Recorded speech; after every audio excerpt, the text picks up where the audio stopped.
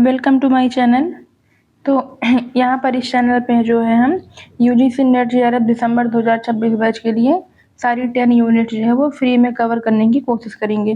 ठीक है, तो बिना टाइम वेस्ट किए जो है हम कल जहाँ तक पढ़े थे हम लोग उसको आगे और पढ़ना स्टार्ट करेंगे। ठीक है, तो हमारा जो है कल जितने फॉल्ट के टाइप्स थे सारा टाइप्स हमारा कंप्लीट हो गया था। जैसे horse mountain, ramp valley, block mountain, व्युत्क्रम, रिवर्स फॉल्ट, ये सारे फॉल्ट जो होते हैं क्या होते हैं ये सब कुछ हम आप लोग का कंप्लीट करा दिए हैं। ठीक है, अगर आप लोग जो है पिछली क्लासेज को नहीं देखे हैं तो आप लोग पिछली वीडियो को देखिए। एक वीडियो जो है वो 30 मिनट 40 मिनट इससे ज़्यादा की नहीं है। ठीक है, तो आप लोग का ज़्यादा टाइम वेस्ट नहीं होगा।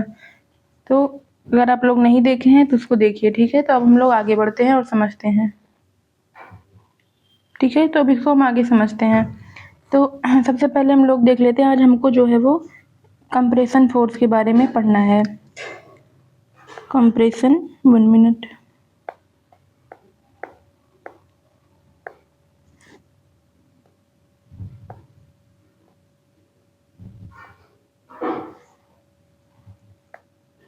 कंप्रेशन फोर्स, ठीक है, कंप्रेशन फोर्स तो इसको हिंदी में बोलते हैं संपीड़नात्मक बल। संपीड़नात्मक बल, ये सारी चीजें मैं आप लोग को बता दी हैं, लेकिन एक बार जो है क्लास को शुरू करने से पहले इसको समझा देते हैं कि ये होता क्या है। ठीक है, तो संपीड़नात्मक बल होता है, जैसे मान लीजिए ये दो प्लेटें हैं, यहाँ समझाते हैं। जैसे ये दो, एक प्लेट है, मान लीजिए ये ऐसे प्लेट है और दोनों जो है ऐसे एक दूसरे की ओर बल लग रहा है। ठीक है, मतलब संपीड़नात्मक बल लग रहा है।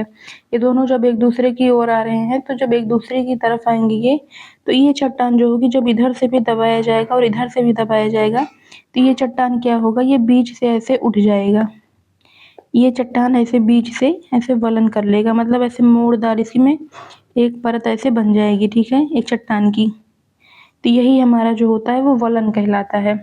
मतलब जब दोनों ओर से संपीड़नात्मक बल लगता है और लहरदार मोड़ पड़ जाता है तो इसको जो होता है हम वलन कहते हैं। क्या कहते हैं?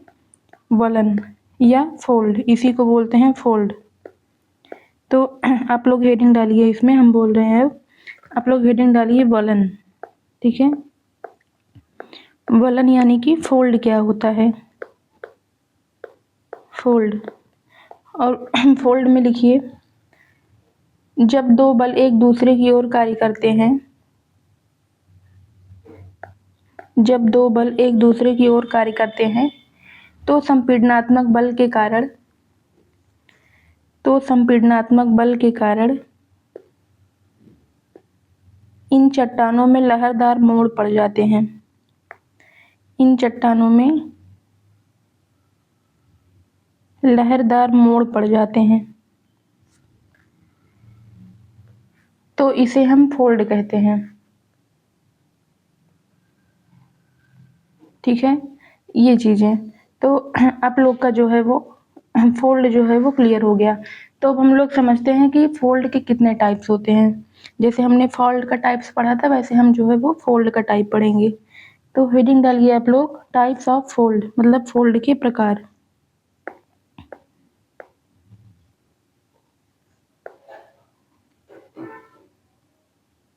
टाइप्स ऑफ फोल्ड मतलब फोल्ड के प्रकार। ठीक है, तो फोल्ड के प्रकार में सबसे पहले हम लोग देखेंगे सिमेट्रिकल फोल्ड। सिमेट्रिकल फोल्ड, ठीक है, हेडिंग डालिए आप लोग, सिमेट्रिकल या फिर सममित फोल्ड। 1 मिनट लिख देते हैं हम, SYMMETRICAL। ठीक है, सिमेट्रिकल फोल्ड। इंग्लिश वर्ड आप लोग याद रखिएगा, ज़्यादा अच्छा रहेगा। ठीक है, इसको हिंदी में बोलते हैं सममित। क्वेश्चन पेपर में जो है वो वर्ड, हिंदी का वर्ड चेंज कर देता है। ठीक है, इसलिए इंग्लिश वाला याद रखिएगा। इसको बोलते हैं सममित वलन। सममित वलन, इसमें लिखिए, अभी समझा देंगे क्या होता है। इसमें फर्स्ट पॉइंट लिखिए, जब वलन की दोनों भुजाओं की लंबाई, जब वलन की दोनों भुजाओं की लंबाई तथा ढाल समान हो, ढाल समान हो तो इसे सिमेट्रिकल फोल्ड कहते हैं। सिमेट्रिकल फोल्ड या सममित वलन कहते हैं। सेकंड पॉइंट लिखिए, जब वलन की सेकंड पॉइंट नहीं लिखना है, ठीक है, बस वन ही पॉइंट है इसमें, सेकंड पॉइंट नहीं लिखना है इसमें। तो इसको समझा देते हैं कि ये कहना क्या चाह रहा है। जैसे मान लीजिए ये कोई लाइन है, ठीक है, और जब इसकी भुजा जो है ऐसे, ठीक है, ये इसका ग्राफ जो है कुछ ऐसे हो, मतलब जो भुजा की लंबाई होगी तथा ढाल होगा वो दोनों समान होगा। यहाँ पर देखिए ये एकदम समान है ऐसे, ठीक है। अभी ये जब असमान बताएंगे तब समान अपने आप क्लियर हो जाएगा, ठीक है। ये दोनों समान है, इसकी लंबाई भी समान है और इसकी भुजा भी समान है, ठीक है। तो ये हमारा है सिमेट्रिकल फोल्ड, ठीक है।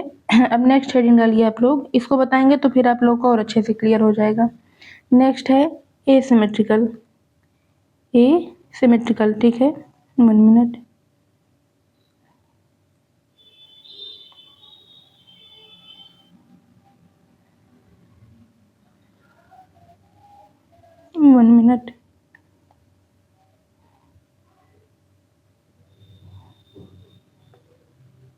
एसिमेट्रिकल, ठीक है। इसको बोलते हैं असममित वलन। असममित मतलब जो समान ना हो, असममित वलन, ठीक है। हेडिंग डालिए आप लोग ऐसे, और इसमें जो है लिखिए, बोल रहे हैं जब वलन की एक भुजा लंबी व दूसरी भुजा छोटी हो, एक भुजा लंबी व दूसरी भुजा छोटी हो, ठीक है, छोटी हो, तथा लंबी भुजा का ढाल कम हो तथा छोटी भुजा का ढाल अधिक हो, तो इसे हम असममित वलन कहते हैं। जैसे देखिए यहाँ पर, वहाँ पर हमने देखा था कि इसका जो भुजा है और लंबाई है, 1 मिनट, इसकी जो भुजा है और जो इसका ढाल लंबाई है वो बराबर दिख रहा है हमको, देख रहे हैं आप लोग ऐसे,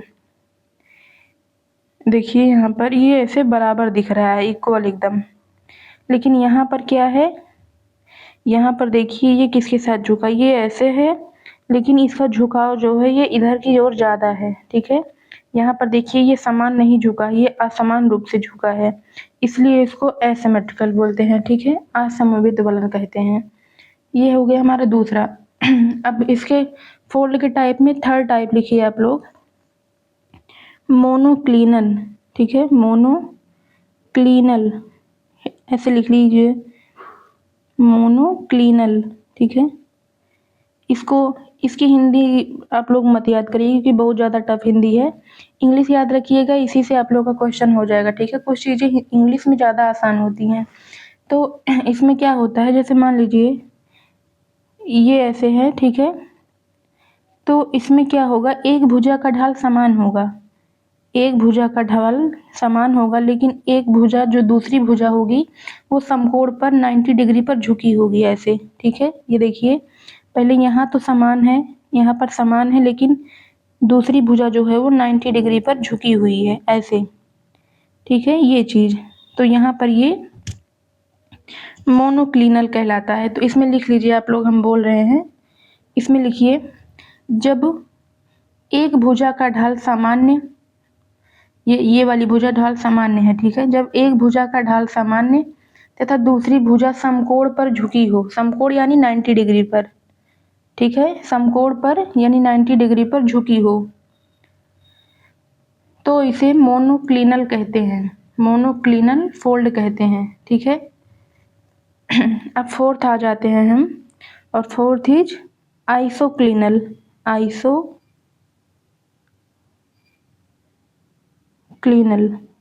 NaL है, ठीक है, आइसोक्लिनल फोल्ड, ठीक है।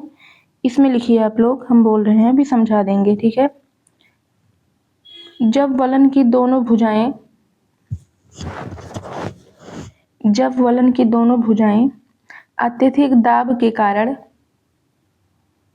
अत्यधिक दाब के कारण एक ही ओर झुककर समानांतर हो जाएं, एक ही ओर झुककर समानांतर हो जाएं तो इसे आइसोक्लिनल कहते हैं। जैसे ये देखिए, ठीक है, ऐसी कोई भुजा, मतलब ये सारी एक ही ओर झुककर जो है वो ऐसे समान हो जा रही हैं, सबका झुकाव एक ही तरफ है और सारी जो है एक समान दिखाई दे रही है, मतलब समानांतर दिखाई दे रही हैं, ठीक है। तो ये है हमारा आइसोक्लिनल। तो अब हम लोग जो है वो इसको लिख लेते हैं। जब वलन की दोनों भुजाएं अत्यधिक दाब के कारण एक ही ओर झुककर समानांतर हो जाएं तो इसे आइसोक्लिनल कहते हैं, ठीक है। अब हम लोग नेक्स्ट समझते हैं, फिगर ड्रॉ करते चलिएगा आप लोग, ठीक है। नेक्स्ट इज ओपन फोल्ड, ठीक है। ओपन फोल्ड मतलब खुला वलन, ठीक है। खुला वलन क्या होता है? तो खुला वलन होता है जब मान लीजिए दोनों भुजाएं, जैसे मान लीजिए ये है, ठीक है, तो इसकी जो भुजा होगी मतलब ऐसे पूरी ओपन होगी, ठीक है। देख रहे हैं आप लोग, इसकी भुजा जो है वो खुली है, मतलब ऐसी भुजा नहीं है, बंद बंद भुजा नहीं है। भुजा देखिए है यही चीज, लेकिन भुजा एकदम ऐसे खुली हुई है, भुजा ऐसे खुली हुई है, ठीक है, ऐसे नहीं है, ऐसे है। तो यहाँ पर क्या होगा, लिखिए आप लोग, ऐसे लिखिए ओपन फोल्ड हेडिंग डाल के, जब वलन की दो भुजाएं, जब वलन की दो भुजाएं या दोनों भुजाएं 90 डिग्री से अधिक कोण बनाती हैं, 90 डिग्री से अधिक कोण बनाती हैं तो इसे ओपन फोल्ड कहते हैं, तो इसे ओपन फोल्ड कहते हैं। देख रहे हैं 90 डिग्री से अधिक कोण बना रही है, ठीक है, ये है हमारा ओपन फोल्ड। नेक्स्ट लिखिए क्लोज फोल्ड, क्लोज फोल्ड। आप लोग हैंड राइटिंग पे मतलब ज़्यादा वो मत कीजिए, क्योंकि स्टाइलस से लिखने में बहुत प्रॉब्लम होती है। छोटा सा तो स्क्रीन है और उसी में स्टाइलस से लिखना पड़ता है, तो फिर लिखते नहीं बनता है, ठीक है। आप लोग थोड़ा मैनेज कीजिए इसको। लिखिए इसमें क्लोज फोल्ड में, क्लोज फोल्ड ऐसे होगा, ठीक है, एकदम पास पास एकदम ऐसे क्लोज क्लोज होंगी ये चीज़, ये हमारी क्लोज फोल्ड है। मतलब 90 डिग्री से यहाँ पर जो होगा वो कम होगा, ठीक है, वहाँ ज़्यादा था यहाँ पे कम है, वो कम होगा। तो लिखिए आप लोग, जब वलन की दो भुजाओं के मध्य का कोण, जब वलन की दो भुजाओं के मध्य का कोण 90 डिग्री से कम हो, 90 डिग्री से कम हो तो इसे क्लोज फोल्ड कहते हैं, तो इसे क्लोज फोल्ड कहते हैं। तो ये हमारा फोल्ड वाला टॉपिक जो है वो कंप्लीट हो गया। मतलब हमारा भू संचलन जो है वो अच्छे से कंप्लीट हो गया है, ठीक है। तो अब हम लोग आगे बढ़ते हैं। अब हमारा जियोमॉर्फोलॉजी जो है वो ज़्यादा दिन नहीं चलेगा, ठीक है, बस जियोमॉर्फोलॉजी कुछ दिन में कंप्लीट होने वाला है। इसको पढ़ लेंगे, अर्थ मूवमेंट हो जाएगा फिर हमारा, फिर डेविस पेंक इनको पढ़ लेंगे। डेविस पेंक को पढ़ने के बाद जो है स्थलाकृतियों के बारे में पढ़ लेंगे, उसके बाद हमारा जियोसिंक्लाइन यही सब है, फिर कंप्लीट हो जाएगा, ठीक है। तो अब हम लोग समझते हैं, तो अब हम लोग आ जाते हैं अर्थ मूवमेंट पर, ठीक है, कि अर्थ मूवमेंट क्या होता है। अर्थ हेडिंग डालिए आप लोग, अर्थ मूवमेंट, ठीक है। अर्थ मूवमेंट में जो है हमने एंडोजेनेटिक देख लिया, ठीक है, एंडोजेनेटिक हमारा कंप्लीट हो गया है। अब हम आ जाते हैं एक्सोजेनेटिक, एक्सोजेनेटिक, ठीक है, मतलब अब हमारा बहिर्जात बल काम करेगा, ठीक है, बहिर्जात। अब हम बहिर्जात के बारे में बात करेंगे। बहिर्जात, तो इसमें जो है जैसे अपक्षय हो गया, अपर्दन हो गया, द्रव्यमान संचरण हो गया, ये सारी चीजें, ठीक है। इसमें लिख लीजिए जैसे अपक्षय, अपर्दन, द्रव्यमान संचरण, ये सारी चीजें, ठीक है। तो हम एक बार जो है आप लोग को अपक्षय अपर्दन बता देते हैं। हालांकि हमने बताया है, लेकिन अब आप लोग हेडिंग डाल के प्रॉपर लिखिए, ठीक है, हम बोल रहे हैं क्योंकि अब हमारा ये टॉपिक चल रहा है। तो हेडिंग डालिए अपक्षय, या इसको बोलते हैं वेदरिंग, ठीक है। थोड़ा दूर दूर लिख रहे हैं जिससे आप लोग को समझने में थोड़ा प्रॉब्लम ना हो। वेदरिंग, ठीक है, ऐसे हेडिंग डालिए आप लोग। फिर हम बता रहे हैं क्या होता है, पहले समझ लीजिए। जैसे मान लीजिए ये चट्टान है, ठीक है, ये चट्टान है, जब इनमें बाह्य बल, बाह्य बल क्या होते हैं, जैसे नदियां हो गई, ठीक है, नदियाँ हो गई, वायु हो गया, जब ये सब जो है वैसे बल लगाती हैं, अपना जो बल लगाती हैं, तो जब इन पर्वतों पर ये बल लगता है तो यहाँ पर क्या होता है, चट्टानें जो होती हैं ऐसे छोटे छोटे इसके टुकड़े जो होते हैं इससे ऐसे इसके टूट जाते हैं, छोटे छोटे टुकड़े इस हवा की वजह से, इस नदी की वजह से इससे छोटे छोटे टुकड़े ऐसे टूट जाते हैं। लेकिन जो ये टुकड़े टूटे रहते हैं ना, ये टुकड़े इसी स्थान पर ही रहते हैं, मतलब यहीं पर रहते हैं, इसी चट्टान पर ही लगे रहते हैं, कहीं और नहीं जाते हैं। ठीक है, तो ये अपक्षय कहलाता है। लेकिन अगर यही चीज जो है ऐसे ये चट्टान जो टूटे हुए हैं, जो छोटे छोटे कण ऐसे टूटे हैं, ये अगर कण यहाँ पर ऐसे छोटे छोटे ऐसे आ जाएं, किसी और जगह पर ऐसे छोटे छोटे जगह पर चले जाएं, ठीक है, तो ये जो नदियां इनको ऐसे बहा कर ले गई, ये नदी बहा कर ले गई है, 1 मिनट, इसको नदी ऐसे बहा कर ले गई किसी दूसरे स्थान पर, तो अपनी जगह पर टूटना, चट्टानों का अपनी जगह पर टूटना अपक्षय कहलाता है। लेकिन जब वही जो है दूसरी स्थान पर नदियों द्वारा या वायु द्वारा दूसरे स्थान पर ले जाई जाती है तो उसको हम अपर्दन कहते हैं। ठीक है, वही चीज हमारा अपर्दन हो जाता है। तो आई होप आप लोग का अपक्षय और अपर्दन क्लियर हो गया होगा। अब हेडिंग डाल के लिखिए कि अपक्षय या विदरिंग क्या होता है। ठीक है, इसमें लिखिए फर्स्ट पॉइंट अपक्षय में, जब नदी, पवन आदि के प्रभाव से, जब नदी, पवन आदि के प्रभाव से चट्टानों के कण ढीले होकर, चट्टानों के कण ढीले होकर अपने स्थान पर बने रहते हैं, अपने स्थान पर बने रहते हैं, तो इसे हम अपक्षय कहते हैं, तो इसे हम अपक्षय कहते हैं। ठीक है, अब हेडिंग डालिए अपर्दन। ठीक है, अपर्दन फिगर जरूर बनाते चलिएगा आप लोग, जितना हम फिगर ड्रॉ करके दिखा रहे हैं आप लोग को उसको बनाते चलिएगा, हमसे अच्छा बनाइएगा। ठीक है, क्योंकि स्टाइलस से अच्छा नहीं बनता उतना। इरोजन, इसको कहते हैं इरोजन। ठीक है, इरोजन, इरोजन में लिखिए, आप लोग समझा दिए हैं अपर्दन क्या होता है। ठीक है, लिखिए, जब ये कण,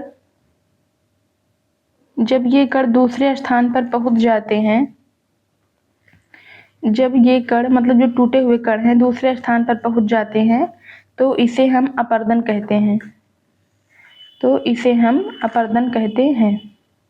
ठीक है, अब हम लोग आ जाते हैं, अब हमारा टॉपिक है types of withering and erosion. Types of withering,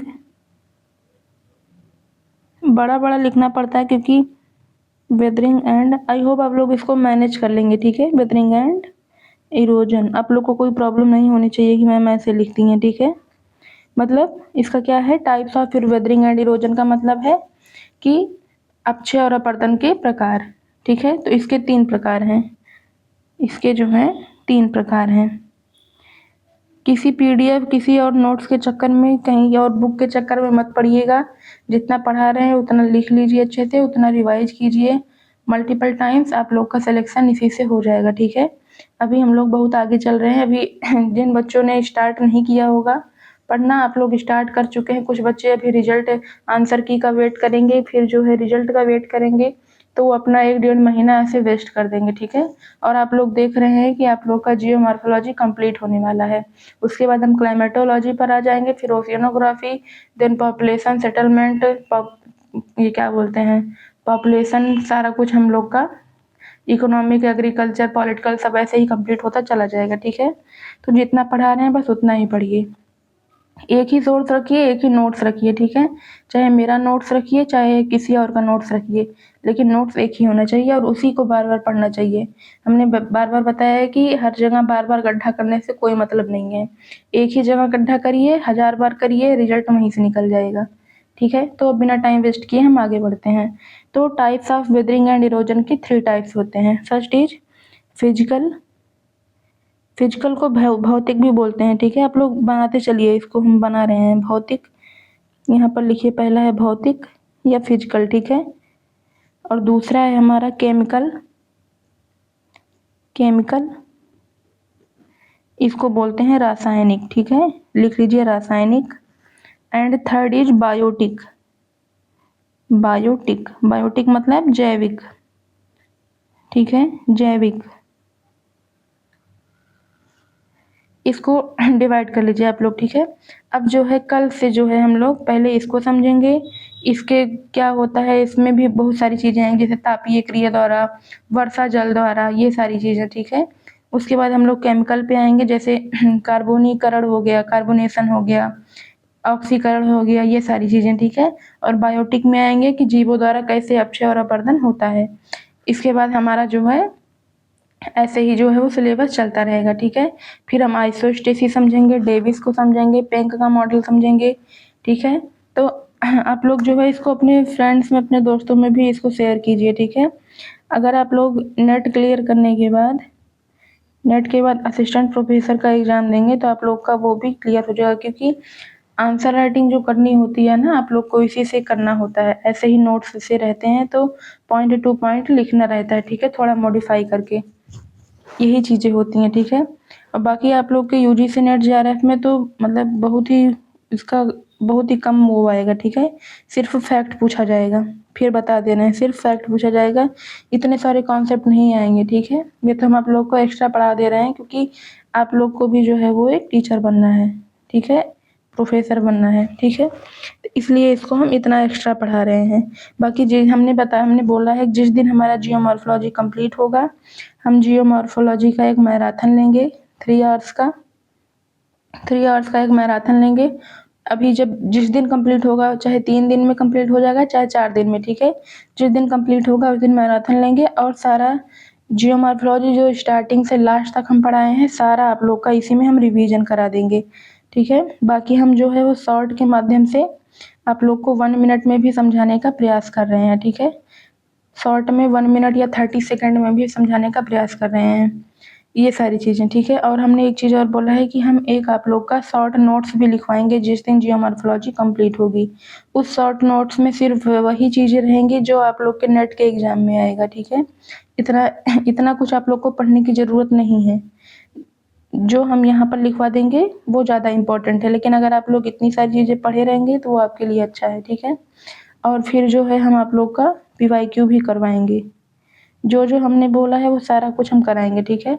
और हमने ये भी बोला है कि आप लोग उसको शेयर कीजिए, ठीक है, जितना हो सके। अभी जो है हमारे सिर्फ जो है वो 70 स्टूडेंट ही हो पाए हैं, ठीक है। इसको कम से कम आप लोग 1700 तक तो लेके जाइए। चलिए ठीक है, अब मिलते हैं नेक्स्ट वीडियो में। पढ़ते रहिए, रिवीजन करते रहिए, मिलते हैं नेक्स्ट वीडियो में। जय हिंद, जय भारत।